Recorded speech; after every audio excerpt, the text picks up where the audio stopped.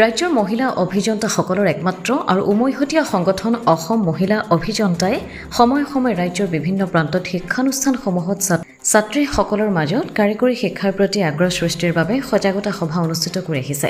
ইয়াৰ অংশ হিচাপে 13 ছেপ্টেম্বৰত সংস্থাৰ উদ্যোগত যোৰহাট চৰকাৰী উচ্চতৰ মাধ্যমিক আৰু বহুমুখী বালিকা বিদ্যালয়ৰ প্ৰেক্ষাগৃহত আৰু যোৰহাট চৰকাৰী উচ্চতৰ মাধ্যমিক আৰু বহুমুখী বালিকা বিদ্যালয়ৰ প্ৰাক্তন ছাত্ৰী সংস্থা নিৰৰ সহযোগিতাত বিদ্যালয়খনৰ ছাত্ৰীসকলৰ উদ্দেশ্যে কাৰিকৰী আৰু বৃত্তিগত শিক্ষাৰ ইতিবাচক দিশ শীৰ্ষক এখন সজাগতা সভা আগবঢ়ায়।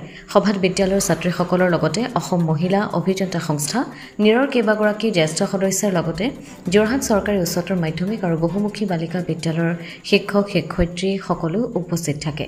আনহাতে পুৱা 9 বজাত বিদ্যালয়ৰ ছাত্ৰীসকলৰ দ্বাৰা পৰিৱেশন কৰা বিদ্যালয়ৰ প্ৰতীক সংগীতৰ পিছতে সম্বৰ্ধনা কাৰ্যসূচীৰে সভাৰ শুভাৰম্ভণি কৰা হয়। সভাৰ আৰম্ভণিতে অসম মহিলা অভিযন্তা সংস্থাৰ সদস্যা যোৰহাট অভিযান্ত্ৰিক মহাবিদ্যালয়ৰ অৱসৰপ্ৰাপ্ত অধ্যক্ষা ডক্টৰ ৰীতা শৰ্মাই সভাৰ উদ্দেশ্য ব্যাখ্যা কৰে আৰু বিদ্যালয়খনৰ অধ্যক্ষা শান্তনা গোস্বামীয়ে আদৰণি ভাষণ আগবঢ়ায়। নিৰৰ উপদেষ্টা ডক্টৰ নিৰ্মলা শৰ্মাৰ সভাপতিত্বত অনুষ্ঠিত হোৱা সভাখনিত মহিলা অভিযন্তা সংস্থাৰ সভানেত্ৰী অভিযন্তা মৃদুলা দাস, সম্পাদিকা অন্তৰা বৰুৱা, এলিজা বেগম, ডক্টৰ ৰীতা শৰ্মা, গীতিমালা বৈশ্য, উৎপলা ৰায়চৌধুৰী, ডক্টৰ নীলাঞ্জনা বৰুৱা, কৃষ্ণা শৰ্মা আৰু মঞ্জুলা শইকীয়াকে ধৰি কেইবাগৰাকীও কৰ্মকৰ্তা উপস্থিত থাকে।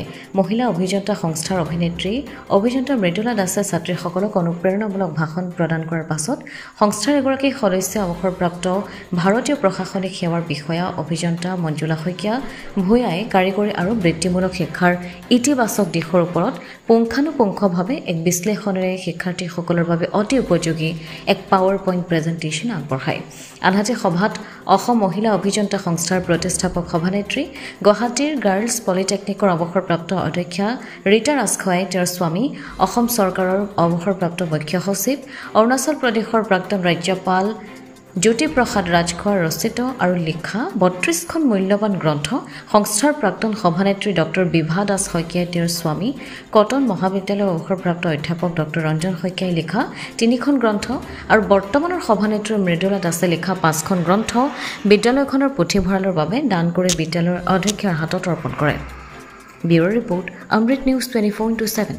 অমৃত প্ৰবাহ, অসমীয়া সাপ্তাহিক কাকতৰ ডিজিটেল সংস্কৰণ অমৃত নিউজ, সত্যৰ সন্ধানত অমৃত নিউজ।